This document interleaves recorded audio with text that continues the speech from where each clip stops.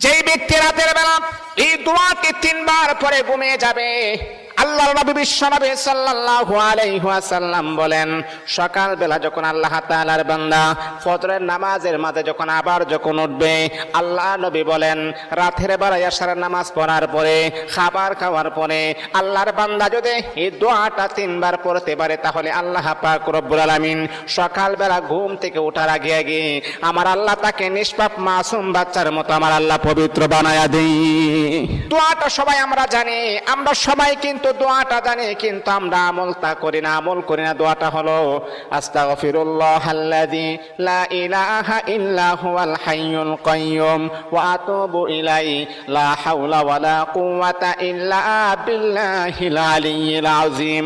3 বার যদি আপনি পড়তে পারি, ইনশাআল্লাহ আল্লাহ পাক রব্বুল আলামিন আমার আপনার জীবনের সমস্ত গুনাহগুলোকে আমার আল্লাহ ক্ষমা করে দিবে।